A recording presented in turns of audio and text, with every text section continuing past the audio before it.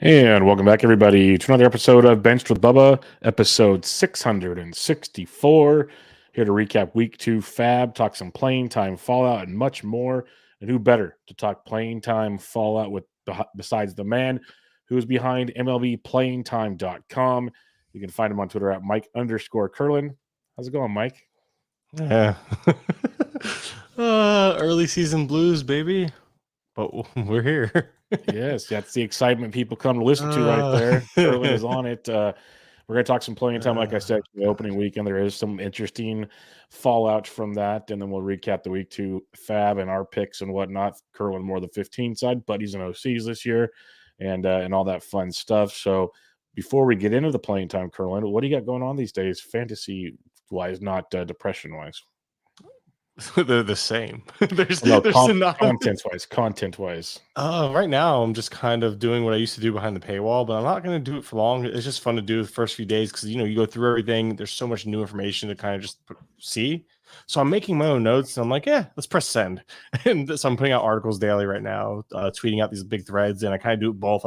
I give the tweets for people who like them, and then I write it. I put it all in an article, clean it up, use full names, clean up the text so that way people have a better way to read it. But it's pretty much what it is right now. It's like a daily recap for the most part, which again, that's not gonna last for long.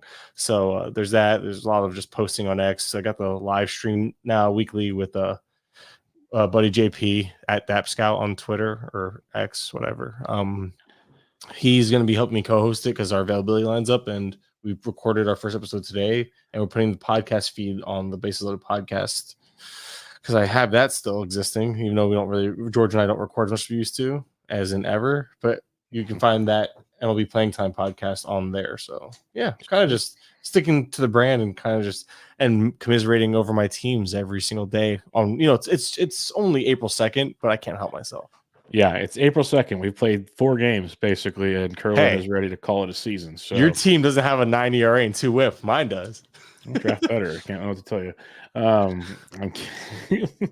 But long ways to go. A lot of people are in your shoes. Like I told you, I told you I got a fun message about Bryce Harper being bad to start the season, and then he goes and double dongs on Tuesday. So things will be just fine in the end for most players, I shall say.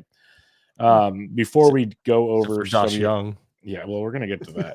Before we get to some of your playing time stuff, any I guess surprise stuff that we won't discuss, anything that stood out to you, if it maybe statistical or besides the blow up pitching you already want to talk about, anything that surprises you, I guess? I get surprised, and I shouldn't be. Actually, I should be, I guess, because you know how rookies are being pushed up so much. One of my biggest things was why are these guys called up to just sit on the bench or not play regularly? Like Graham Pauley. I always mix those two up. Graham Pauley, yes. So he started 2 in a row. I was like, cool, maybe he's getting playing time. And then Wade is playing over him tonight against a righty. So the playing time is part-time versus righties right now. So he's not even a full-time player in a platoon. So it's like limitations on top of limitations. Then you have Cowser, same kind of thing. Like he's the 4th outfielder type. He's playing tonight when they played. I think they played all their backups tonight. Really, they played Tony Kemp too. Yep, because Alec Marsh, you set him against aces. That's how it works. Yeah, that's what that. They thought they mistook Alec Marsh for being a pushover, is what it is. They mistook him for being Brady Singer. Yeah, which that's weird, right? Dude, the Royals.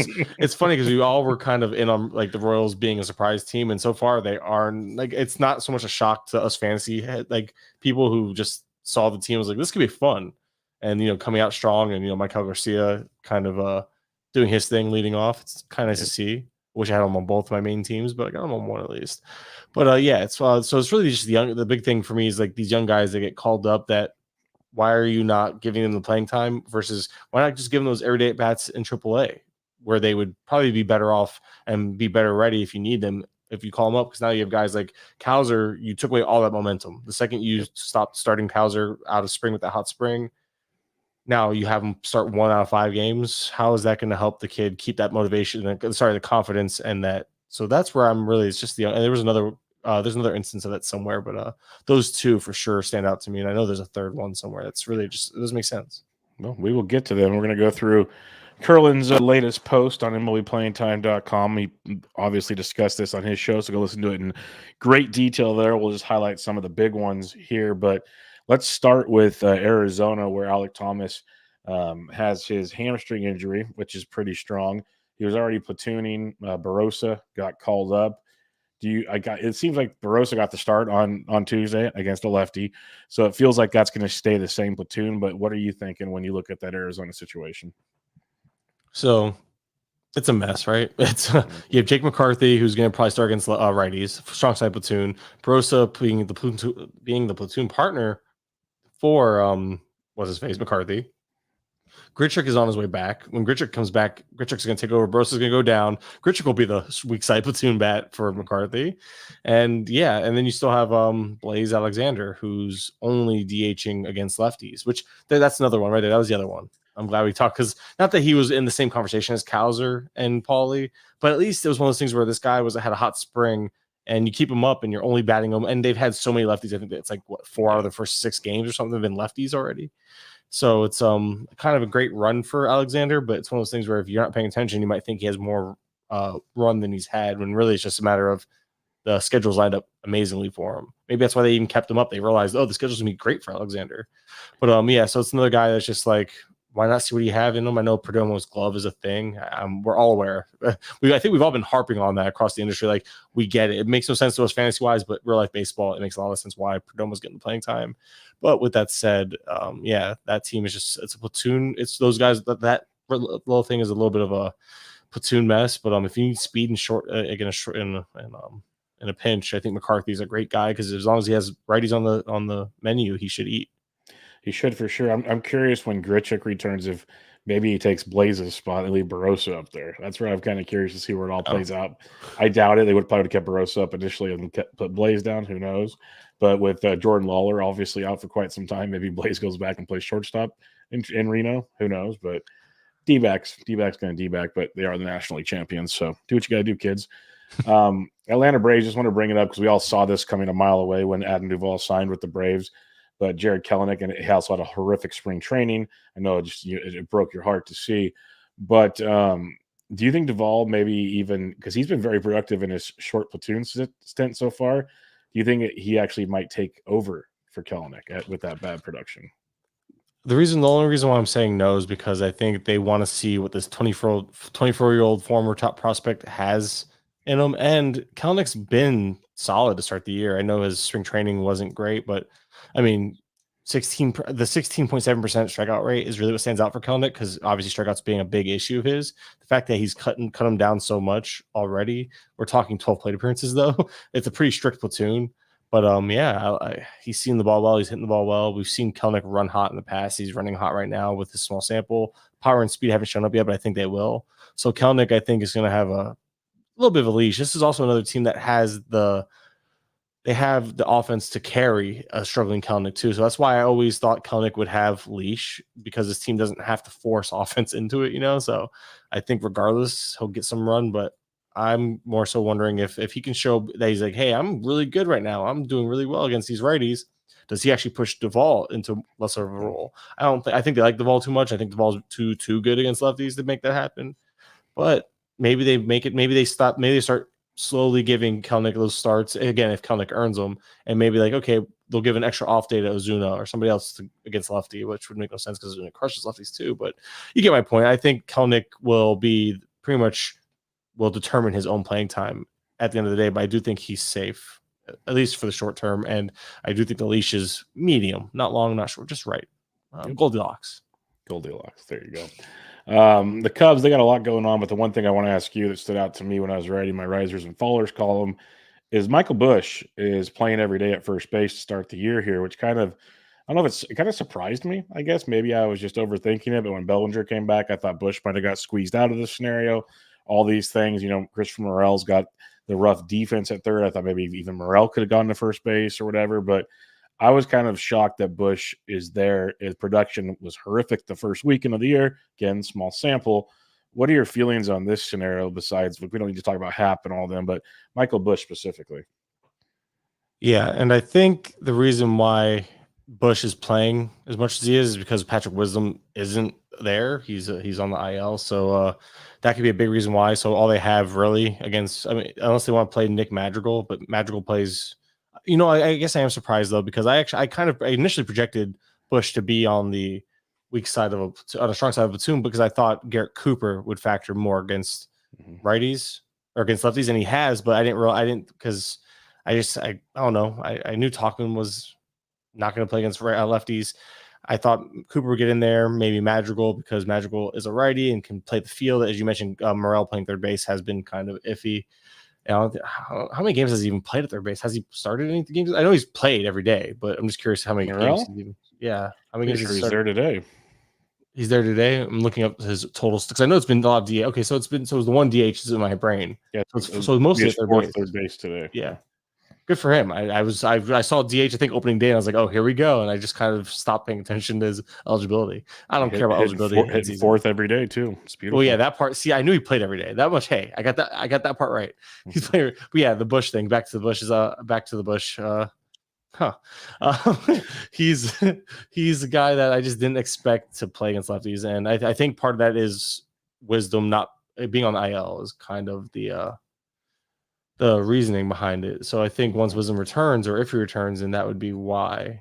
And I'm doing stuff on the back end of my own site now to fix something because I didn't realize something. So yeah, don't mind me. Anyway, I do want to bring Cincinnati up because when TJ Friedel got hurt, it was like, oh, Jake Fraley, Will Benson, how's it going to play out? Well, Will Benson's the dude. He's hitting second versus righties. He hit ninth versus the one lefty they saw. Fraley is sat. You documented that very well here. How much, like, just we're obviously speculating because TJ Friedel might be back by the end of April sometime. Are we thinking Fraley just gets the boot here and we get Benson and Friedel working together? How would you think this plays out? I think it's a pain. This is when that's when things start getting interesting, right? Because you see Steers batting the lowest against all these guys against righties. Does Steers start losing some playing time regularly against righties if he's not hitting them well by then? Is this when they start rotating guys in and out, give them regular days off? Does India finally go back to that part-time playing time against? I think Fraley's gonna, as long as Fraley's hitting, I think he sticks against righties. Benson, he's their guy batting second every day. So I think, Martini's that's kind of think that's probably where it goes. If Friedel's in, the Martini's out. I think that's a pretty clear one. But obviously by the time Friedel returns, then you have Marte showing up a month later. So or maybe 2 months, either way. But I think Martini obviously just gets the boot to the bench, and then there's a clear path to playing time for all of them against righties. Actually, I don't know. It's funny because Martini's highlighted in a color on my sheet, and I still overlooked him right there for a second. So I think Steer's fine. I think Benson. I think Fraley just moves to DH and Friedel to center. Is how that ends up working. We already knew there was a lot of moving parts, and some injuries obviously cleared a lot of that up, but. Yeah, Will Benson getting that 2-hole against right-handed pitching was a big opening day when that stuck. So it's very weird. Interesting there. Caught us all. I don't think anyone projected. Like, look at any site, not just me, Ross Resource, RotoWire, because the team themselves said they wanted Ellie batting second, and then Ellie didn't bat second. He's batting sixth pretty much consistently. Both sides. It doesn't even matter. All right, let's go to Cleveland, a player you don't have on here as your little notes, but I just want to get your thoughts on him. What are we doing with Tyler Freeman? He's great for 15s. He's a guy that he's playing every day. I thought more of a speed guy. I know he's playing center, so I think it's every day. It's been pretty much every day, all but one game so far. Pretty much, yeah. He had a home run yesterday. Not sure there's much power there, but we've been surprised before by the power, right? At the end of the day, though, he's more of a guy that you're targeting for volume purposes. I think in 15s, I wouldn't go anything beyond that for him. Okay, that's where I was worried. It kind of surprised me. Saw the name discussed a lot. Put him in my DFS lines. He was at in 5th the other night when he went deep. I was just like, goodness gracious, this is amazing. So I'm curious. I did not expect him even to have an impact on the Cleveland lineup. The other thing I'll ask you is Bo Naylor's not playing every day. It's lefties. He's platooning. So they faced, I think, 2 or 3. I think they faced 2 lefties already out of the first 5 games. So you're seeing Bo Naylor not play every day because Hedges is a platoon there for sure. Yeah. And it's aggravating because I thought he would get his days off against lefties. I didn't think he'd sit every lefty for Hedges, but then Hedges, of course, comes in and hits the last few games against lefties. So it's obviously as long as he's hitting, I'm sure he'll play. He'll stick, but just a weird dynamic right now. All right, let's talk Tigers here because you mentioned it before the show. So I want to give you a little floor here because Mark Kana, like when he signed, it was I thought, okay, veteran, he's going to DH, help out the young guys develop and whatnot. And you mentioned it because you're having this roster crunch on your 15 maybe in the coming week or so. Mark Kana's playing every day. So what are we thinking with him if this sticks? Obviously, that's got some 15 team love, maybe 12 team when he plays well. He's got power, speed. But what's your more 15s and 12s, obviously? But what's your thoughts on this early Mark Kana run? So Mark, he's a guy I went out and Mark, like I know him. Kana's a guy that I went out and acquired in a few leagues. We'll talk about later. But yeah, just for that reason, he's playing every day and he's hitting in the middle of the lineup. So it caught my attention, like a guy like that with a little bit of pop, a little bit of speed in the middle of the lineup. Bad teams still produce runs, and you want guys that bat at the top and middle. If you want guys on those teams, you want top 4 or 5 hitters. That's why even the White Sox, those guys were being drafted relatively well because, again, bad team. And so that's really what it is. It's a volume play, but also, there's a little fantasy juice there. He's already hit a home run, stole a base this season. I believe he stole a base. But yeah, he's already shown a little something to him. This week they got 3 lefties. And he might even just be a bench streamer in 15s, but he's a guy that playing time is king, and he's got it right now. Kansas City Royals, you mentioned they've only faced righties so far, so we don't have a ton to go off of here. They did face a lefty on Tuesday, but Adam Frazier seems to be locked in versus right-handed pitching right now. Again, deeper league play when it comes to Adam Frazier, but are we even excited about that, or is it more just like desperation? For Adam Frazier, I think it's I'm not really considering him. I mean, maybe for now, but what happened when Michael Massey comes back? I know Massey's probably not going to be a long IL stint. That's where it gets interesting because what happens there? I think it could be like kind of a mixed bag. It's almost we're seeing a couple situations where, like Richie Palacios, another guy that only plays against righties, but then will only play 5 out of 6, and that could be one of those situations where he's like, so that could be one of those things where Frazier ends up being limited on top of being limited. You know what I mean? So okay. I'm not all that interested unless I'm streaming MI and knowing that he has that run right now, that runway, but it can be gone the moment that we see Massey come back. It should. Massey should take that job over. He's the better player. Let's hope that takes place. All right, I'm going to let you give me all the whatever you want to give me here.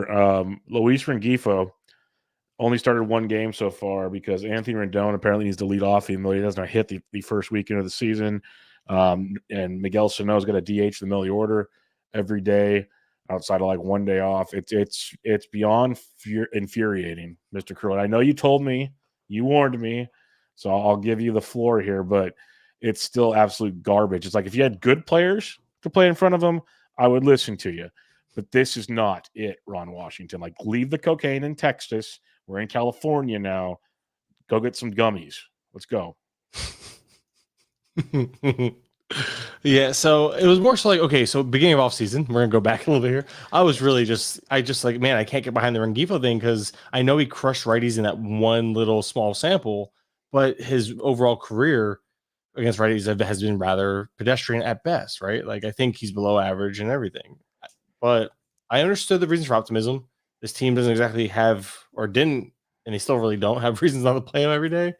But Ron Washington, and then what changed my tune, because I initially had him as a part-timer against righties. That was my initial, and I thought he was going to at least get lefties. He didn't today, which was weird.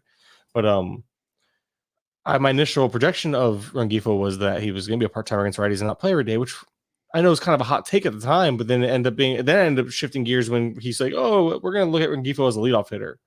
Okay, cool. I'm willing to be like, okay, I'm wrong. I'll readjust my projection based on that. And then they're like, well, I don't like how he attacks pitches too quickly in the count. He wants people that. So I'm like, all right, cool. But there was no hints that like, hey, we're not going to start him. It was more so like we're going to drop him in the order, and he might take some. Maybe he'll play 5 out of 7, but he's still mostly a regular. That's like even me as a pessimistic guy on Rengifo, I still didn't see this. You know what I mean? I can't victory lap this. I can give you crap behind the scenes because it's fun to, but not even I saw this. I figured I didn't think I knew Sano was going to factor, but I didn't think he was going to be an everyday guy.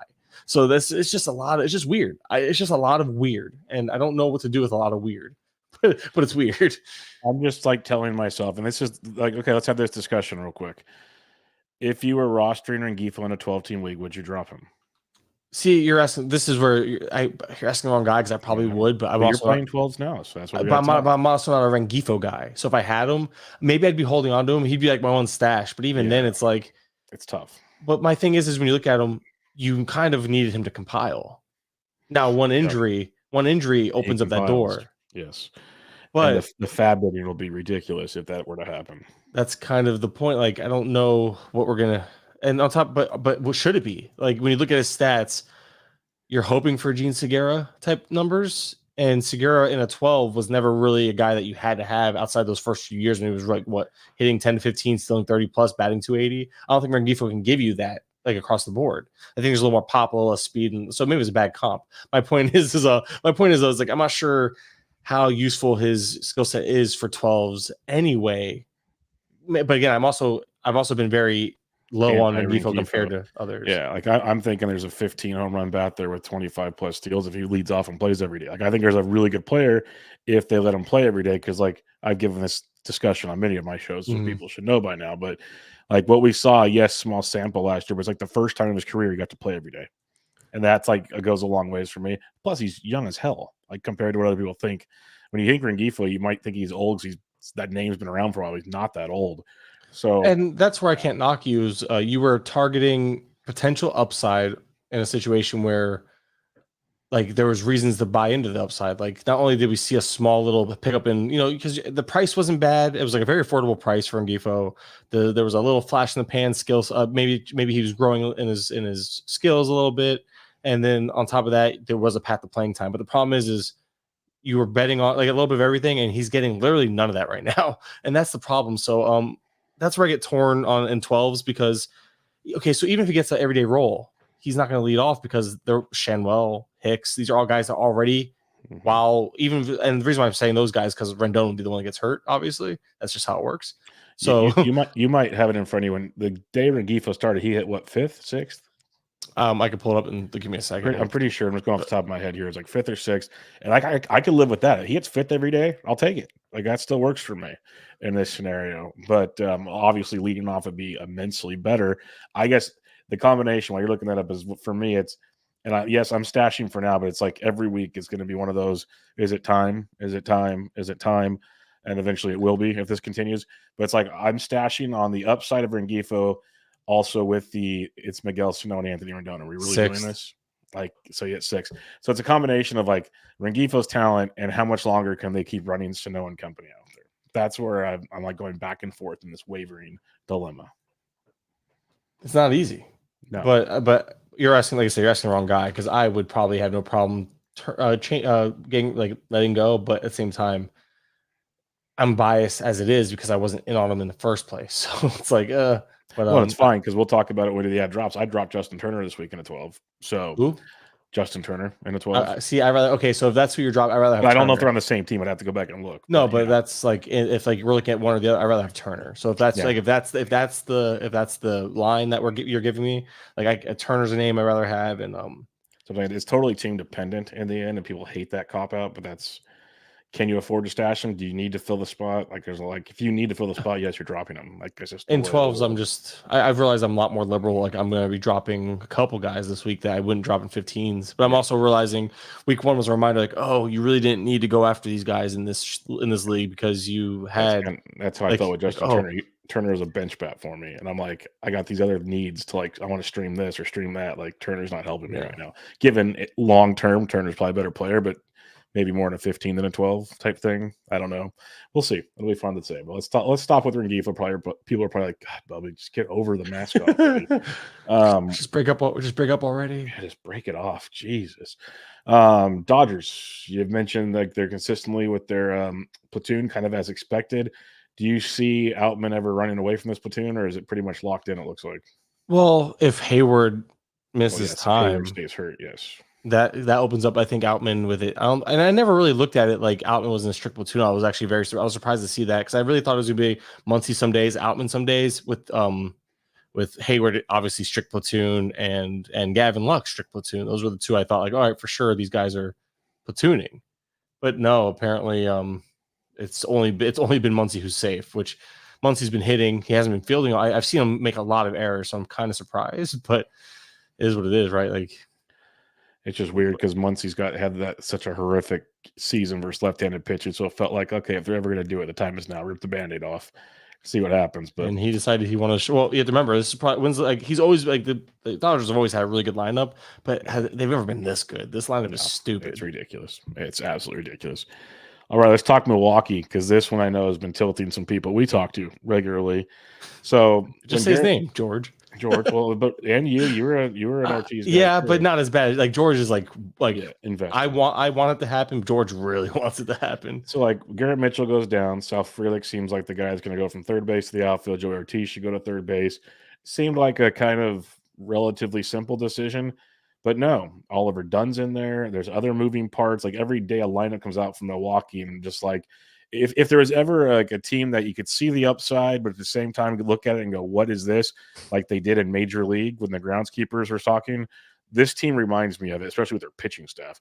But what are we doing with this situation for fantasy? Because it seems rough. So I dropped Ortiz in a 15 this Sunday. Just a lot. And I'm a guy who likes Ortiz, and last year I was in on him, decided to get back in on him because that's another. Oh, it goes back to young players. That's again, why would you trade for him in a Corbin Burns package just to play him part time? Yeah, that part, and it's elite. He has elite defense. I know he's not the best against righties, but he's not bad, and he hits lefties well. So the elite, but like look, Trang has elite defense, and I mean he's a lefty, so it keeps him in against he has good defense at second base. So I don't know. I was kind of surprised that they just didn't let the guy run with it because again, they went out of their way to make sure they got him. But yeah, it's it's a mess. Oliver, like you mentioned, Oliver Dunn, he's been playing every day against righties, but I think he sat against one of them, and then like Bowers played 2 out of 3 righties. So it's like and then Ortiz plays part-time against righties. So there's no real like set platoon right now. It's more so 5 out of 6 types of things, which goes back to that's more annoying. I'd rather be strict platoon than okay, Ortiz is gonna play 4 out of 7 or 4 out of 6 games to overall. Oliver Dunn's gonna play 5 out of 6 righties, and Bowers is gonna play 5 out of 6 righties. But then you have guys like Gary Sanchez, who I always kind of saw him more as a lefty, like he's going to catch against lefties to give Contreras a day off and maybe the occasional righty. But he's still another bat that doesn't get in against righties now because they're platooning so heavily. So Craig Counsell might have left, but he didn't really leave. Is what it feels like right now, you know? Yeah, this is an interesting. I'm looking up Dunn because I was kind of I'm pretty sure he was in the fall league this last year and played. He also had a good spring at one point. I know spring was really strong at one point. I don't know if it finished that way because he got dealt from. Or he was at the Yankees Phillies, last right? year. He was at the Phillies, at Double-A at the Phillies last year. 21 homers, 16 steals at 271. That'll play.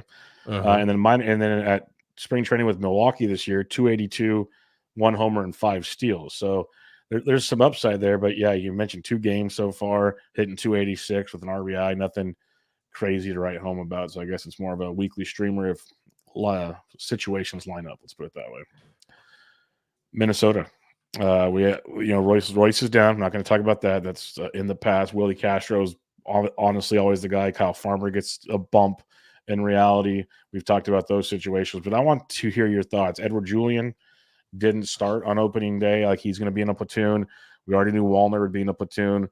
We do see, I believe I saw Scott Chu of Pitcher List tweeted out that the Twins play like their next couple weeks, all versus right-handed pitchers, unless something changes, which is pretty nice for the platoon situation. But how are you attacking the Twins? So I want to see how it's this thing. So as long as they're playing righties, you're good, right? But I am curious how lefties are going to work out because I know Austin Martin isn't anything special, but I always thought about like at one point before they signed Santana, I had Austin Martin projected to make the team as a weak side platoon bat because as you saw day 1 against a lefty, he didn't care that it was opening day. Julian was sitting right against lefty. Mm-hmm. So I think that's telling of his expectations of Julian's role against lefties. Now, will Julian now go instead of being a strict platoon, plays 1 out of every 3, see if he can handle it, moves up? And that's the thing about Rocco Baldelli is he does that with lefties. Kepler will start off playing against every lefty, turn around and sit against every lefty because Wallner's running hot, and Wallner's going to start playing against lefties. And I think Wallner finished the year playing almost regularly in general. Yep. So it goes to show you that I think Baldelli's more like we're going to play platoons, but I'm also going to let the hot hands stay in the lineup. And we saw Julian in and out, like platoon, not platoon. I think we saw that last year. So one of those, I guess it's a long-winded way of saying that Baldelli just does Baldelli things, and he platoons. We think the Rays are bad or have been bad in the past, but Baldelli, he is a former Ray. And yeah, and he brings it with him because this team we've seen it. Wasn't there one game last year we all were like the first inning they had a relief pitcher just a guy starting, and then by the second inning it was they had the opener, and then the second inning was like a lefty, so he he took all the shifted starters out. Yeah, Basically. he had guys batting 4th, 6th, and like 8th that were lefty bats, and because a lefty follower came in after the opener, he ended up platooning him 2nd inning, and now he had nobody for the rest of the game, and we were all like in shock and awe. But that goes to show you the type. I mean, obviously he's never done it since, but that's the type of manager Baldelli is. He likes his matchups, he likes his analytics, and he likes his platoon. So I don't think you can ever feel safe with a lefty bat or a righty bat. Like Willie Castro might be one of the few regular players, which is sad because Willie Castro is one of the last names you think of on this team. But Castro, because he's playing third base right now against righties, hits lefties better, I believe, is in this splits. Not by much. It's they were both bad for his career. But anyway, I think Castro might be one of the more regular players in this lineup, which is hilarious to me because you have guys that are way better, but don't get the same treatment. So I don't know. Yeah, it's an interesting one. I'm curious to see how this setup goes. If they get all these righties in a row, do we get to see a Julian Kirilloff-Wallner like every single day, or does he try to sneak in some different goofiness, which Baldelli will do, as you mentioned? So that'll be fun to monitor for the next week or so. New York Mets, when Vientos went down, it was Brett Beatty's world, but apparently it's not Brett Beatty's world completely. It was Zach Short playing third base. DJ Stewart's been getting a lot of love, but you're saying probably put a halt on that as well. Yeah, so I just look at it like this. Zach Short, short side platoon. It's really funny to me. Zach short side platoon. That's it just works because that's but that has been a platoon. We've seen Beatty pinch hit for him. I'm not sure if Short pinch hit for Beatty, but I wouldn't be surprised if he did. But I did see Beatty pinch hit for Short against a righty, so it's like a strict platoon there at third base. DJ Stewart's most likely on his way out. JD Martinez obviously rehabbing, could be back by the weekend, but I was reading like he wanted 10 days or so he's still reworking his swing. I don't know, it could be next week. It's gonna suck to not get Martinez against the Reds this weekend, but yeah, that's rough. But it is what it is. Like if he's not ready, he's not ready. I don't know how much work does a DH need when you've had nothing to do but prep for hitting. That's what I was wondering. Like he had all offseason looking for a job. Like you're not taking batting practice or like hanging out with, like, you can go to the high school, let the kids like throw you BP. Like who cares? But no, nothing. Yeah. I don't know. So that's weird. It's called old man, rich guy problems. It must be nice. I don't have those problems. I would like to have those problems. Yes. Someday, MLBplayingtime.com. Oh yeah, I'm gonna sell it off for $1 million and call it a day. I'm skipping the A's. I know they got platoon, but it's the A's unless you really think Lawrence Butler or JJ Bleday is worth rostering. Hey, how dare you besmirch the good name of JJ Bleday? How dare you? Outside of 15s, are they worth rostering? Yeah, no, it's just 15s. He was see, I can't help myself. This is where I have a hard time transitioning as a player. I went out and got JJ Bleday in 12s, even realizing I'm probably dropping him this week and probably spent too much on FAAB in the first place on him, but not like crazy. I didn't go nuts on him, but it was just one of those things where it was like uncontested across the board. I'm like, oh yeah, forget. He's not good enough for 12. It's a little different. But it's just one of those things where you see a guy. Bleday was a platoon last year. This year he's every day. He's batting top 4 against righties and 6th against lefties last I saw.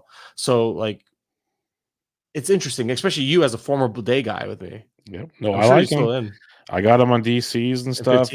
I can't do 12s. Yeah, no, and you're right. So that's where my brain has to flip the switch. Like, hey, there's no value in him there, or not as much. Like he's $2 at most. Don't be spending $12 on this guy. Stuff like that. But yeah, I like Bleday, but that's about it. Yeah, he's like, I just think it's worth interest. It's interesting because Butler and Bleday have some flashy tools, skill sets potentially. So 15s, there's a lot more intrigue, and they should be rostered there. But yeah, nothing beyond that. Pittsburgh Pirates, they've faced a lot of lefties. I expected at least Tellez to platoon. That's no shock to me. Do we expect Jack Sawinski to be in this much of a hardcore platoon in Pittsburgh? Initially, no, I didn't until they signed Michael A. Taylor. That's when it was like, there it goes. Good point. Yeah. That's where it was like, oh, and there goes the everyday playing time. So I think he still got 2 starts. So it shows that he's not in a full-on platoon, but at the same time, when you face 5 straight lefties, you can't just not play these other guys, right? Yeah. So Tellez, Sawinski, they're not going to play. I'd say 40% is a good upside estimate against lefties type of thing. If you were trying to calculate a plate appearance, which sucks because I was a huge Sawinski guy, but that was also before I got him a bunch of DCs, but that was also before the signing. So he was a guy that you can't start up until this week. Now they get 5 righties in a row after yesterday. So I think Connor Joe goes back to being that part-timer. Now I am curious to see Connor Joe's usage against righties now that he's, because he was leading off, did well, started off pretty hot, but again, seeing all those lefties, that'll do it for him.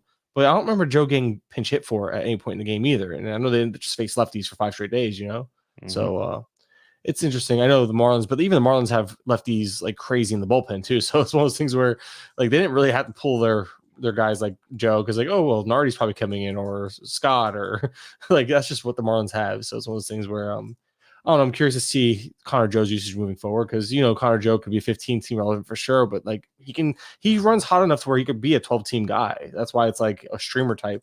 But yeah, just know your platoon's here because Michael A. Taylor's playing every day again this year, so he manages to find a way to be relevant every year. Yes, he does. Yes, he does. Gigantes, yeah, Yastrzemski was out on the maternity list, came back on Monday. You mentioned here Wilmer Flores has started regularly. We need to check his PT. Lineup on Tuesday against a bullpen game, primarily with Yarborough, another lefty. Flores is in, Yaz is in, Wade is on the bench. I've always kind of been a guy that Flores is way better at a hitter than Wade is. I know platoons are a thing, but I just feel I might be overselling this, but I feel like Flores gets more love than Wade, but we'll see. We'll definitely see. So I don't know what your thoughts are, but that's just me as a Giants fan. No, and I think you hit. The reason why I was so non-committal because they haven't been very committal to like they have. I guess they have mentioned like, hey, we're gonna like you've seen the quotes that they were gonna platoon Flores, but then Flores found regular playing time. Yaz did come back in and he started tonight. So that's good. I think Yaz is safe. So I am curious because Flores did sit, I think, the first game of the season when there was a righty up and everybody was healthy and in the lineup. So I think Flores, the thing about Flores is we all know he's a good enough hitter to not be an everyday playing, everyday platoon.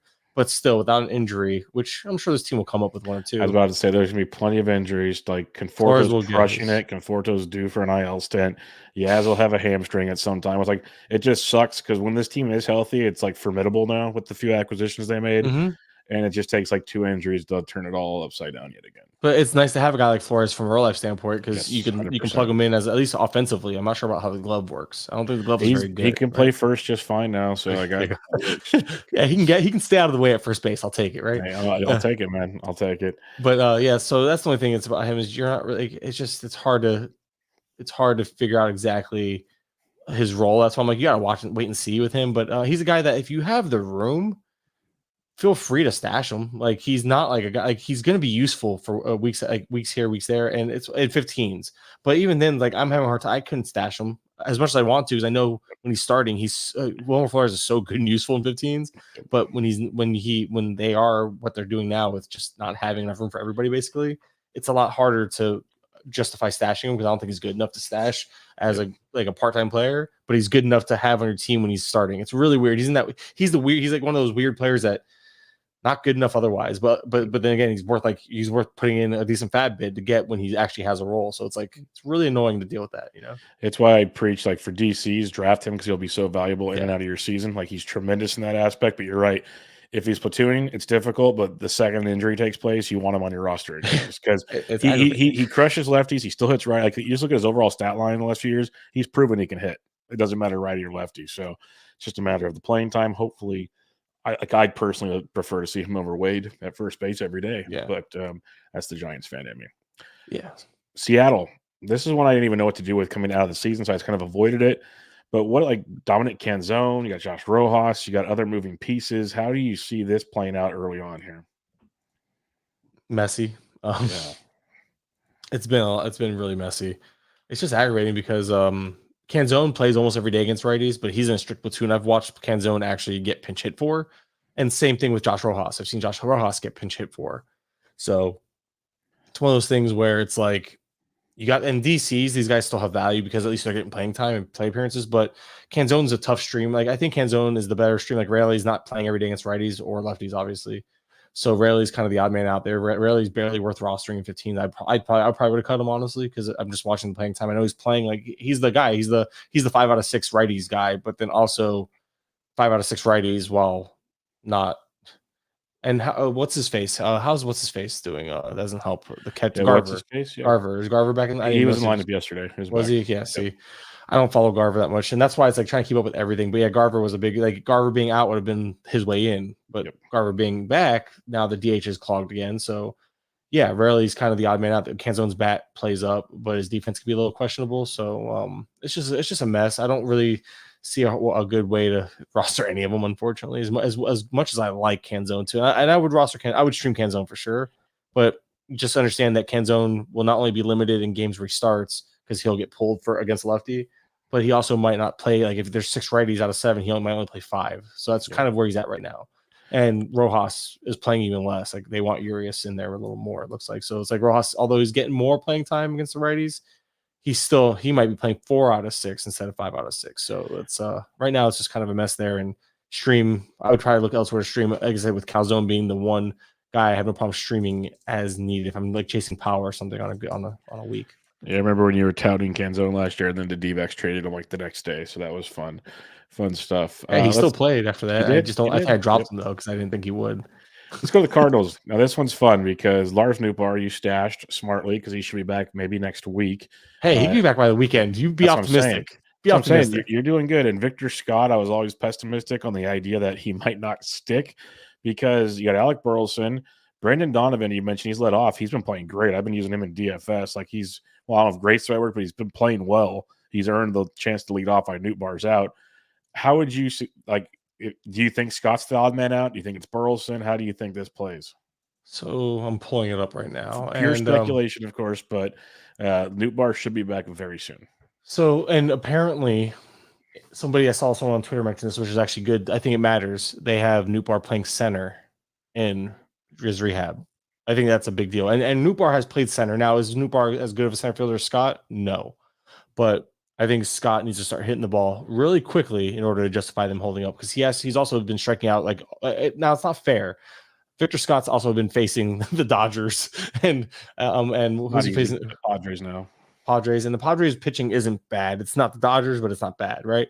So it's not the easiest taste of the majors. But with that being said, this is probably why they sent him down because he crushed spring training, but they wanted him to get more run in AAA in the first place anyway. This isn't a. That's why I'm like, if I had to guess, I do, unless they really value his defense, because his defense can be really good in the outfield there with Burleson in the corner or Walker in the corner and Lars in the other corner.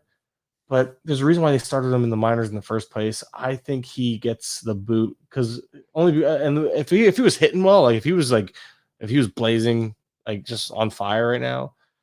But I would not say that. But the fact that he just hasn't, and again, it's not fair to him because I know Scott's a better player than this, but he only had such a limited window to perform, and he hasn't done anything.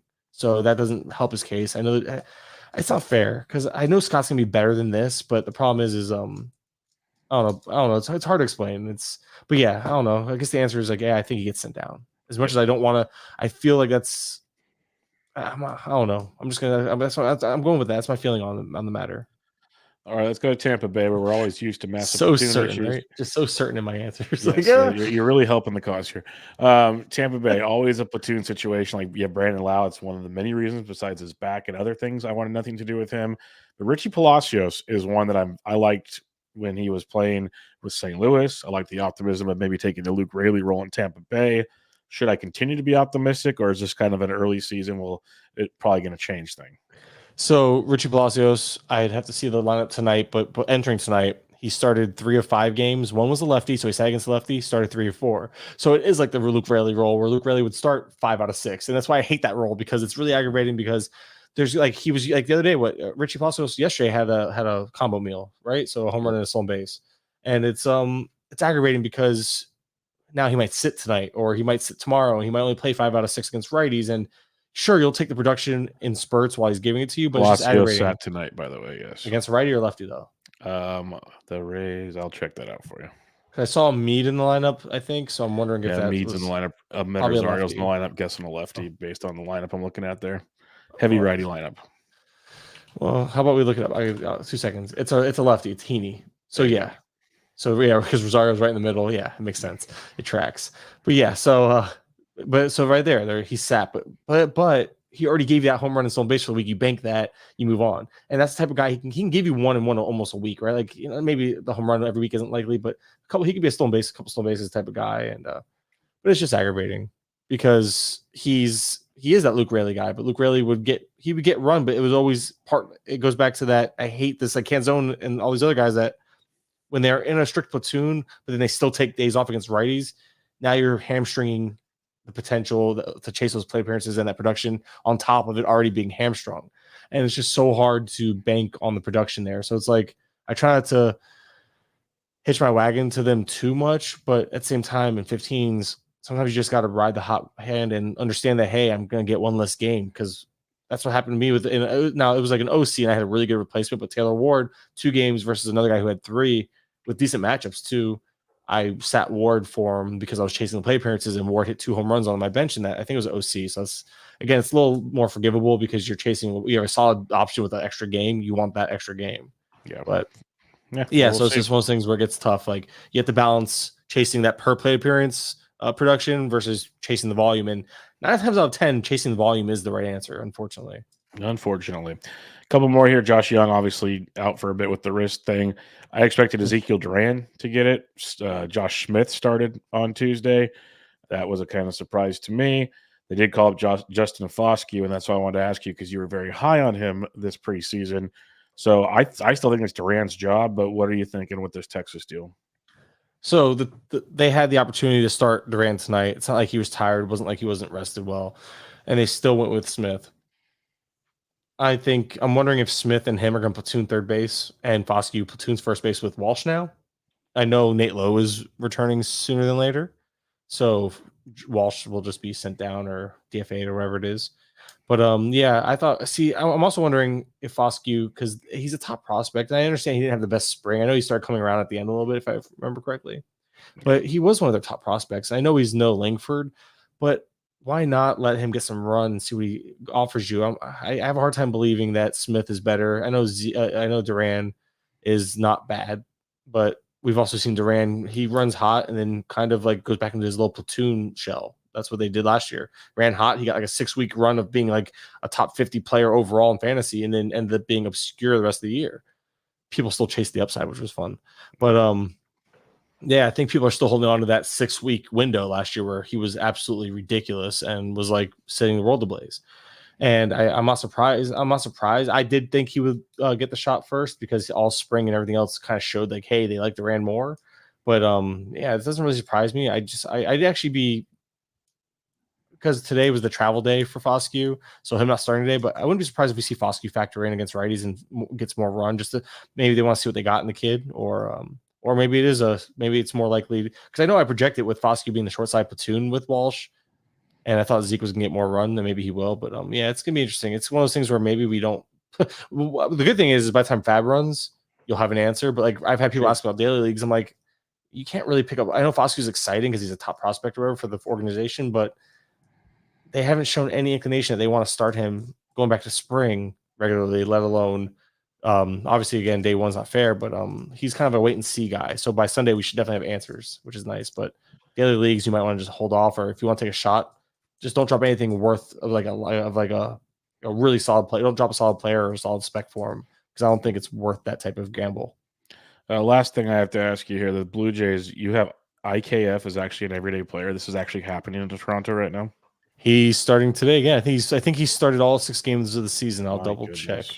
But yes, he has started against every single righty, which if he was going to sit, it was going to be against righties because he's a righty bat.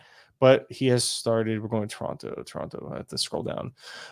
Great podcasting. So he started all 5 games. No, he started 4 or 5. I don't know when he sat, but it was against the righties. But he still started 4 or 5, and he started today.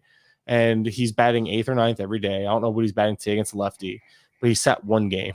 And so he's been an everyday player. He's playing more times than not. And the one time he sat, I couldn't tell you who it's for, but Ernie Clement has played 4 out of 6 now.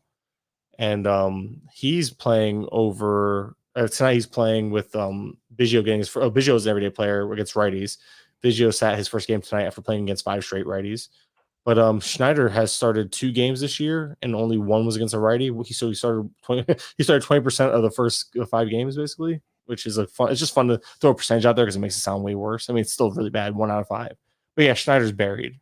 Ernie Clement's getting playing time over Schneider, I guess, was like the main takeaway here, and it's really just frustrating because not that I had no Schneider, I wasn't a Schneider guy, but I didn't think Ernie Clement was gonna take playing time away from him. Exactly. I understood the Schneider discourse and everything, but the Clement part was not even a part of the discussion in my brain. IKF being a regular is stupid, but he's played 5 out of 6, man, and 4 of those have come against 5 righties. So I just bring that up because when he played regularly last year, like Does he light the world on fire? No, but as like a 15-team league, if he's going to get everyday at bats, last year he had 242, 6 and 14. He's had 20 stolen bases in the previous 2 years. Like, there's an avenue to where he's quasi viable like in a 15-team league, which is pretty crazy to think about. All right, let's talk about some ads of the week on OCs, the top added players. We'll just have some fun discussion here. Mr. Kurland, the top added player in 12-team OCs for week 2. Jason Foley, added in 226 leagues, as high as $424, as low as $28. So we actually had a nice low. Everyone went in on Jason Foley this week. You know, he's pumping over 100, which is great. Got the win again on Monday. How excited should we be about Jason Foley being the Tigers and all? I mean, bad teams need saves too, and they already have 2, or 3, and he's gotten 2 of them. So I understand being in on him, but he wasn't available in my mains. He was available in OCs, and I didn't. I'm checking right now. He actually went 157. One of mine. I got Kevin Ginkel in a league. I didn't need Kevin Ginkel. That's where I messed. See, that's where I messed up with OCs because I went after him and was like, oh wait, I already have. It doesn't matter. And no, and he went 174 in my other one. So he was actually a lot more affordable in my OCs. But like you mentioned, he's gone crazy amounts in these other leagues, and I get it. He was actually rostered in both my mains already, which is good for those guys. They save a lot of money. But saves this is the year where we entered the year with question marks at saves, right? People took specs at the end of their drafts, and they didn't work out. I'm still holding on to Kopech because I'm still holding on to hope in a sense. We'll see tonight. The White Sox have a 2-1 league right now, so we'll see how that plays out. Maybe. Has he pitched yet though, or I don't know? I have not looked, but I do want to ask you. We're going to skip over Travis Day. I know that's pretty self-explanatory with Sean Murphy out, but the third most added player was Kevin Ginkel in 171 leagues, high as 341, as low as 31. You mentioned you accidentally added him. We'll talk about all of our ads and drops later. But Ginkel should fall into the Sewald role, which we talked about. Sewald should miss a month, maybe. We'll see. But would you rather have had Foley or Ginkel if pricing wasn't an issue? Foley. I just think Foley has more runway to the job, and Ginkel. My thing about Ginkel is, I mean, as much as I like him, I do think Sewald's the guy when he gets back, and I know a lot of people don't necessarily agree with that or think that. I think it's Sewald's role. They paid him. Brebbia is pitching the 8th right now. There we go. There's a sign. Hopefully. Please. Now Kopech comes in and gets burned because it's the Braves. That's gonna suck. But anyway, yeah. So it's one of those things where what were we talking about again? Sorry, I was like Foley versus Ginkel and Sewald coming back. And that's all that is. I think Sewald's the guy who comes back. Now, I actually went after Ginkel really hard, and I have one main event where my only share of Sewald is in one of my mains. Go figure. And it was the Friday before the injury, so it was like Monday. The injury happened on Monday after FAAB ran. So whatever. So I went after Ginkel. I put 189 on him. I was a runner-up, and that hurt because I really need saves in that league. But it is what it is. Like, I do think I'll have an opportunity to get a similar type of closing situation for a similar type of run at some point in the season. It's not going to be the last closer injury or the last guy loses a job. So it sucks because I can use it now, but I get it. But yeah, but at the same time, Ginkel does have that outside chance of running with the job. This team's been very, very loyal to Sewald, and I don't think that I think they're going to give Sewald a shot to get his job back versus just giving it away. That's just my 2 cents on the situation. But yeah. All right. The next most added player after the obvious ones there in the closers, Michael Conforto, added in 144 leagues, as high as 191, as low as $1. Conforto started out the year great. He's already got 3 homers in 5 games, hitting 368. Obviously, not all of this is going to be sustainable, but I've written about it in a couple articles already this week that a healthy Conforto is a productive 25 to 30 home run bat that hits probably 260 or something, and he'll play for fantasy. He'll play. The point is healthy, but right now he's healthy, Mike. So I think this is a fun pickup. What were your thoughts on this one here with Conforto? Like you mentioned, Conforto healthy is a solid. He was a top 150 to 200-ish outfielder, like outfielder 3 or 4, like a 3 back when he would get drafted for that purpose, right? Like a mid-20s, maybe. We always dreamt on that 30 home run season for Conforto because we knew the power was there, but he just didn't swing enough. That was always his thing. Like he wasn't aggressive enough. But then it was always like, if you look at his first half or second half splits, Slow starter, crushed in the second half like 2 years or 3 years straight. It was really funny. I know this because I was a huge Conforto guy. I couldn't get enough. I always wanted them. But so I have them in DCs, which has been fun. It's been nice to have them there. But yeah, I like him. I just think I also kind of look at him like he's a streamer in 12s and he has more staying power in 15s because 15s are deeper. But Conforto, I don't know. I mean, we haven't seen enough of him yet. It's way too small of a sample, but it's definitely encouraging because our big thing for Tatis this year, I know you and I were both on him, is a lot of it was, hey, he's healthy. He played, he came back, got through his stuff, and he should be like, now the hangover is over. He should be back to, like, and he's showing glimpses of being himself, right? Well, Conforto could have easily, now on a smaller scale, because Conforto isn't the talent Tatis is, but Conforto's entering his first full off season healthy again, and kind of like, or not first full, but like the first, like kind of like got past that first year, getting working back, missed a ton of time with the shoulders and stuff like that. Maybe he's just finally getting back into his own, and it's just good to see. I mean, that's all. It could be simple as that. It's just one of those things where he's maybe just finally fully healthy, or it's a hot streak. Last year, Brian Anderson did this, and look what happened. Yes, true. Brian Anderson, baby, what a name drop. I'm going to go with the other side of that spectrum, but you're not wrong. We've seen a lot of weird things happen. So I like the pickup this week. I wouldn't have broke the bank for him because I guess I'm pessimistic in this. I'm expecting an IL stint, unfortunately. That's just the reality. I got a Giants fan. Give me 140 games of Conforto and I'm pumped, but He gave you 125 last year, man. Yep. Oswaldo Cabrera, next added guy, 124 leagues, 217 as the high, which is bonkers to me. 1 min. Cabrera's filling in for DJ LeMahieu even after John Birdie was traded for. Cabrera's played in 5 games, 2 homers, hitting 400 so far to start the season. Obviously, or we should think, obviously, some of this is going to fall back. But early on here, he's produced. Were you interested in Oswaldo Cabrera, especially losing Royce Lewis? Well, I didn't lose. And Josh Young. Hey, I lost Josh Young, not Royce Lewis, and that's not fair. I lost Josh Young on a Monday. That's not fair. No, but I'm lucky. I double tapped third base in my leagues where I had Josh Young. So although it still hurts, at least I have a third base is pretty barren right now on the waiver wire. At least there's plenty of first base streamers, but third base there's like nothing to stream. It's pretty gross. I digress though. Back to our guy here in Oswaldo Cabrera. I don't know if you remember this, but I was a big Oswaldo Cabrera guy last year. I was really in on him at the draft cost. He was starting on my teams to start the year, like in the 15s. And I gave him like a month of run before I was like, yeah, no, I think I cut bait week 3, which was like, or maybe it was week 4, which was like when I cut him, he was still like 97%. Like I was one of those like proud moments of when I cut someone properly because he just wasn't doing anything for like the first month of the season and he never really came around. Apparently something about working with Soto on something.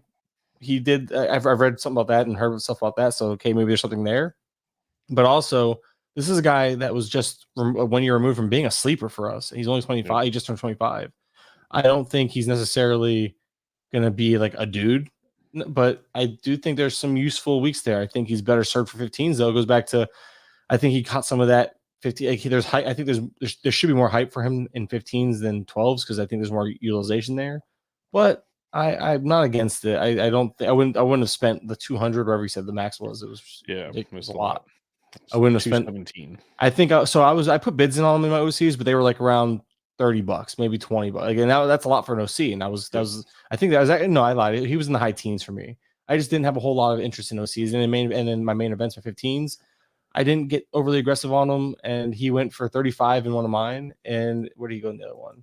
And these are 15 teamers for reference, by the way. So people understand like 27 in the other one. Great bids. Wow. 27 26 and 32 to 29 or something. Great bids. But yeah, so that's where he was going in mains. That's why I'm like, he probably should have been a lot cheaper in OCs. And yet in OCs, I know it varied in 15s as well, but the fact I can't imagine anybody spending even 80 on him in OC. I don't know. I don't think he's that special of a talent. That's all. Yeah, I don't disagree with you on that much. Like, I'm intrigued, but not going too crazy. Let's talk Brady Singer after a phenomenal start, 7 shutout innings with 10 strikeouts against the Minnesota Twins. Brady Singer was added in 114 leagues for as high as 201, for as low as $1.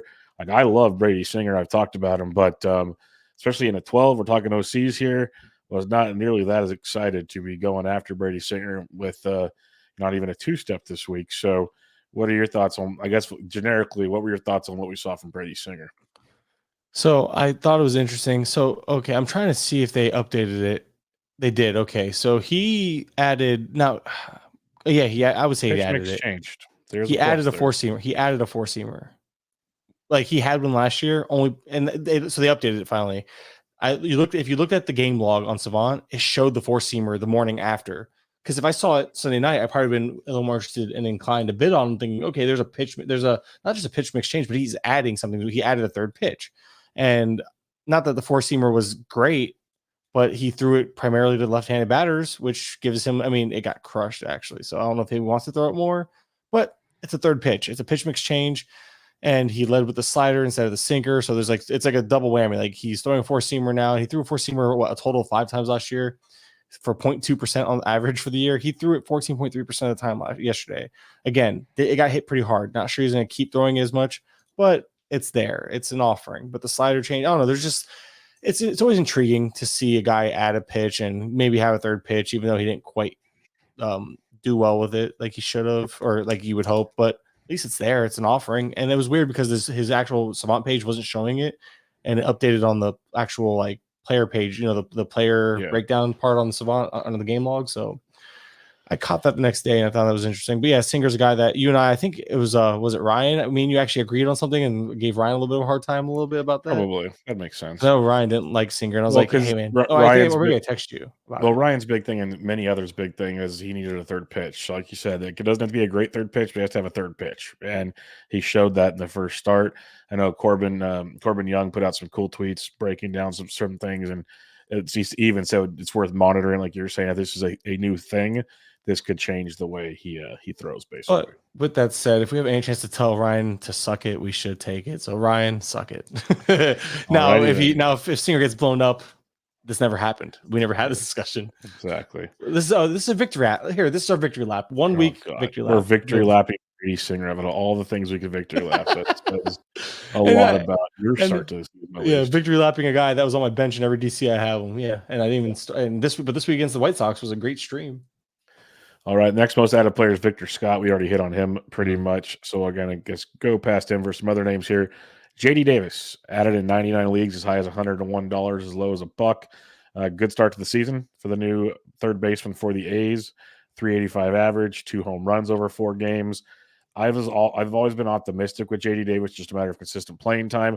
I laughed when he went to the A's. I'm like, it's perfect. They have no reason not to play him. Like, we're really going to see who JD Davis is. Now, similar to people tell me with Geloff all the time, yes, run production is going to struggle. Like, he had the 2 home runs, hit 385, but I believe it's like 3 runs scored and 2 RBIs or flip-flopped. Nothing crazy there. What's your thoughts on JD Davis, though? Like, he got added. He feels still more like a 15-teamer, but I guess if you lost a Young or a Lewis or something, JD could fit into that mold. And that's exactly what it is. I think you chase the power upside there a little bit. You chase some production and hope for the best. We all know JD Davis in spurts can run. We've seen him run as hot as anybody. I think he's like he's doing it right now. JD Davis can just catch fire, but when his lows can be kind of low too. But there's everyday playing time. He's batting in the middle of the order in Oakland. JD Davis is a guy that you ride till the wheels fall off. Don't be afraid to cut him because he's going to get cuttable again in 12s. In 15s, you're holding most likely the rest of the year probably because you just want playing time and you want middle of the order production, and JD Davis is going to offer both. And the A's aren't great, but they're not terrible enough to where they won't produce even in top of that lineup. So maybe they are terrible enough, but I have some optimism because I just blindly like them because I can't help myself. That happens. Garrett Crochet picked up in 74 leagues, as high as $300, as low as $2. Crochet, 7 innings, 1 run, 8 Ks against the Braves on Tuesday night. Gives him 2 starts on the year now, 13 innings, 2 runs, 16 strikeouts. Pretty dominating stuff from Garrett Crochet. Obviously, there'll be innings concerns at some point in time, but would you have been aggressive on grabbing him for the time being? After seeing tonight, I would have said no because he faced the Braves and then he dominated the Braves, which I have to actually look more into that start, but obviously just looking at the stat line. Benched him where I had him because he was facing the Braves, and I'm not ashamed to say it. How do you I mean, Aaron Nola, I think that we all agree that Aaron Nola is better than Crochet, even though Nola has his problems. I think that's safe, yeah. We saw what happened to Nola against the Braves, and I know he's home run prone and stuff like that here and there, but my point is far better pitchers will struggle against the Braves and Crochet. And I think Crochet is just one of those things where he's still a new pitcher. Teams are still seeing him for the first time. So he has that going for him. But yeah, how are you not excited? And if you were not smart enough, if you were risky enough ballsy enough, if you will, to start Crochet against the Braves. Good kudos to you, because right now he's, at least last we looked, he was lined up for a win. Yep, he's lined up for the wins. The bottom of the 8th, 2-1. Keeping an eye on that one to see if we get some Kopech came Kopech in. action. Kopech, he Still came in. So inning. Brebbia came in, walked 2. Oh, Kopech finished the inning. But he did so in 8 pitches. So I think he'll come out for the 9th. Yeah, he walked the first batter and got double play. So yeah, we'll see what happens there. Next up, I'm curious to hear your thoughts here. I'm excited. Sorry. I need that save so bad. Mitch Haniger picked up in 67 leagues, as high as $95, as low as $3. Again, similar to Conforto, if Haniger's healthy, we know the production that he could produce, but his health track record is almost probably worse than Conforto. But on the opening weekend, he's played 5 games now, 294 average, 1 home run. Are we just thinking write it out while we can, or do you just not have any interest in a guy like Mitch Haniger? No, similar to JD Davis. You know the power is going to be there, and you know the playing time is going to be there in the middle of the order bat. And this team is better than the A's. So I think Haniger is the same guy where you're just almost attacking the volume, knowing that when a healthy Haniger can give you home runs in bunches and production in bunches. I think that's all it is with Haniger. I get it. I get it as more of a streamer, short-term play, see where it goes. And if he pops off and he's that top 150, 200 bat, it paid off. But realistically, what is that going to last a couple months before he gets dinged up? Yeah, it's just like the biggest thing is it's yes, these are good ads, but man, what are we breaking banks for? That's the question. Jose Caballero, we talked about the Rays, annoyance in their platooning, but he seems to be the dude at shortstop, and he's picked up in 62 leagues, as high as 85, as low as $1. 4 games so far, 385 average, 2 runs, 3 ribbies, a stolen base for Caballero. Any interest in a guy like this, or is this more of a 15-team play versus a 12? I look at him as a 15-team play unless you're desperate for speed. Yeah, that's fair. It's very, very fair. Bryce Terang, we've talked about him quite a bit. We don't need to. He's got 6 steals now in the season. Pretty cool stuff there. Tanner Houck, we know why 2-step. He pitched great on Monday. David Robertson, Justin Lawrence, Chris Martin were some of the more picked up players right after that. Any interest in like a Robertson? Like Lawrence is in Colorado. Robertson's behind Leclerc. Leclerc sucks. I've been saying that. Robertson will end with more saves than him. And they got Chris Martin because Kenley Jansen's Kenley Jansen. So how would you look at those 3 closers, Robertson, Lawrence, and Chris Martin? I think Lawrence is the only one that's confirmed, but the Rockies are awful, and I don't want the Coors closer. Even me chasing saves, I don't want to go after Lawrence. Martin is more intriguing just because we keep seeing Jansen. He'll be healthy for a day, then he's banged up, and then he pitched, and now he's like, apparently he's okay today. We'll see how he is next time he pitches, right? Because apparently, like, that was the issue. He pitched 1 game and was banged up. So Martin's far more interesting to me. And then the Robertson, I agree that Leclerc's leash is getting really short. I think Leclerc's still the guy because last night Robertson came in like at the 7th and pitched the 7th and 8th of what was initially a close game, and then obviously we all know that it was a blowout and Young's wrist got blown out. But yeah, I digress. I got digress again because I'm just sad. Wasn't keep bringing it up for you. I'm sad. Misery loves company. I'm sad, Bubba. Yeah, I get it. I need a hug. All right. On that note, let's talk about FAAB results for the week. So if you want to pull yours up, we can do we'll start with your 15s. Start there. I'll discuss my my online auction 15, and then we'll do some 12 talk also. So if you want to go to your 15 first, I have 3 of them this year. Fine. So Cole Irvin, because I like the schedule. And of course, I took him over Alec Marsh because I'm smart. I liked Irvin's schedule more. Marsh scared me with starting off with the Orioles, and I'm so smart for that one. It was cheap, 16-13, so it was a good win. Mark Canha and JJ Bleday. Look at that. I talked these guys up. I was targeting playing time and at bats. These guys have them. That's all that was. I did overpay for Bleday in this league, 41-7, because I think there's more long-term stability, potential there. So I wanted to be a little more aggressive there. Canha was 26-18, so I'm okay with that bid. So I didn't go crazy. Oh, I have Paul Blackburn, $4-0. He gets Detroit this week. So that's what that was. Yep. I'm targeting Detroit. Sure. Just keep going. My next main real quick. Yep, just go through all yours and I'll do my 15. Rowdy Tellez 9-0. I was surprised to get him uncontested. Not that he's special, but because we know he could be powers and bunches. He's starting off the season decent, even facing some lefties. So I'm just gonna take a shot there. And Darno, 31-26. I thought that's my Sean Murphy league. So it made a lot of sense to go out, and I bid again, really solid bid. I was happy with that one. My Olac, I did one of those. I love those. Again, got aggressive with Bleday, 37-10. Whoops. And that's actually my only ad in this league because I was so aggressive the first week in FAAB that I got to be very careful with money for a few weeks. Fair enough. So is that all your 15s? Those are my 315s, yeah. Okay, so my 115 that we'll talk about is my OLAC, Online Auction Championship. I added Brandon Marsh, dropped Ramon Laureano 6-3. Marsh already went deep on Tuesday, so that's already paying off. And then my other ad is I added Alec Marsh and dropped Jason Hayward 4-0. So I spent $10, got a big 7 innings and 5 Ks with ratios and a home run so far. Yeah, shove it. Pretty pumped on that week of ad drops, if I say so myself. They will not always be this fun, but that one was. All right, Mr. Kurland, you entered the 12-team discussion this year. So let's talk. Well, you have 2 OCs you ended up with? 3. I did one more because I went can't from help the myself. 1 to 3. This is fun. Okay, so let's go at it. Are you surprised? No, I'm not at all. But give me your 3 your ad drops for your 3 OCs, and we'll do my 3 OCs. All right. So my first one, I actually did take the plunge on Emerson Hancock, and I'm not mad at the results. I mean, it wasn't great, but he got the win, I believe, yesterday. Bowden Francis was who I dropped, and that worked out because I didn't start Francis. Yeah. Well, I didn't give him a chance to start. I made that swap, and then JD Davis 16-2. Hancock was 19-11, so not bad. I a little more aggressive again. JD Davis was I took a shot on some upside offense there, and I didn't go crazy spending. Obviously, Anyway, next OC. I have Kevin Ginkel 89-63. So I didn't go. I refused to spend huge on Ginkel, right? So I 89. I was fine with. Just you got to realize 89. You got it for 89. You said, and I was fine with that price because that's for 6 weeks of a closer. But that's the league I think I don't need a closer in. That's why I was like, oh, I misplayed that. And then Blade 24-0 because apparently, again, told you I went too. I just had Blade on the brain and I went way too aggressive on him in my OCs. Because I don't know why. Didn't need to. Again, I could have done. I forget. I have to remember he's like a $2 or $3 guy. But this is the same league where Conforto went for 49. So I'm like, did I really overpay? Haniger went for 36, and I understand these guys are better, but I was kind of thinking I that's where I had to overpay. There's no question. I overpaid from there. Yes, you did. And I did it again. Apparently, Blade, my third OC, I paid the Blade on like every team now. It's good.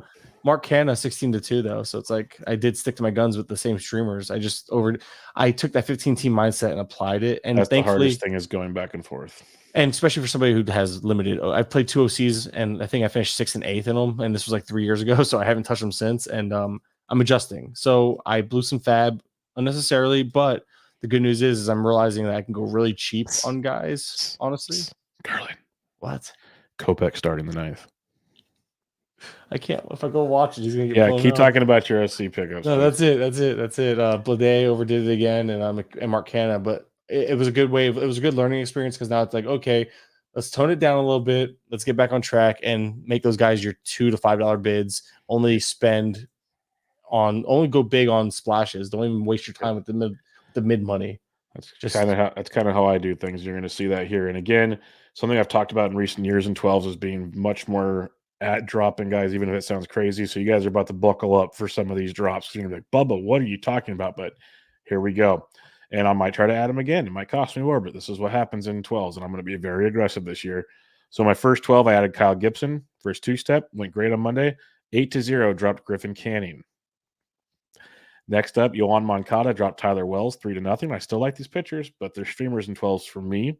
And then Matt Wallner dropped Aaron Hicks 1-0. Hicks went off, but I was getting ahead of the Wallner buzz before next week's potential just monster setup against right-handed pitching for him. All right, OC2. I added Kevin Ginkel, dropped Ryan Weathers 77-51. I'll take that. And then I added Brenton Doyle, dropped Joey Meneses 9-4. He got Rockies at home this weekend, and then next week for the start out. And this is the one where I added Kyle Gibson, dropped Justin Turner 6-0. We'll see how that pans out. And then OC3, Yohan Moncada dropped Joey Meneses 6-0. Kyle Gibson dropped Tyler Wells 4-0. So I got Gibson everywhere, and pretty pumped on that first start. And I just don't ruin it versus the Marlins. That would be much appreciated. But fun stuff there. All right, Kurland, we're going to wrap it up there. Any final thoughts as we're heading into the first full week of action? You're sweating Kopech. He's got 1 out in the 9th, 2-0 to Ozuna. I'm watching it. Any final thoughts as we head on out for this week's episode? I just need Ozuna just hit his second home run of the game. Did he really? Yeah. It's 3-2 now. Son of a gun. You're ahead of me. Oh, sorry. Yeah, there it is. He ripped it. It was a 99 fastball in, and he just pulled it. Just absolutely yanked it. Any final thoughts as we head out of here? My ratio. I was just about to say I need the fantasy gods to be kind to me after the ratio crushing that they've done to me, and then that happened literally as I was about to say it. So cool. All right. Anyway, it's early. I know, but man, it's so depressing just to see like when there's a guy in my league with a 0.6 ERA and I have an 8 ERA. The same guy has like a point something whip. I have a 2. How do you have a 2 whip? I don't think that's possible. I mean, don't get me wrong. I won't finish the year with it, but it's just one of those things like, holy crap, man. How and then you look at like, okay, it just made sense because I had Ober and Nola in that league. So that'll do it. And Leclerc had a blow up outing too, I think, or a really bad walk outing. But man, I like seeing Kopech pump 97 to 99 consistently because he can't just let loose. He'll be fine on the end. Not many guys can turn on a fastball like that on the hand, so it'll be okay. But still, all right. Anyway, yeah, that's all I got. We'll wrap it up there. Make sure you check out Mike on Twitter at Mike_Kurland. Go check out MLBPlayingTime.com, where I literally have tabs open everywhere of that because it's my go-to source for things, and it's good stuff. I'm on Twitter at BDintric, and we'll be back with you guys next time. This was Bench with Bubba, episode 664. Catch y'all later.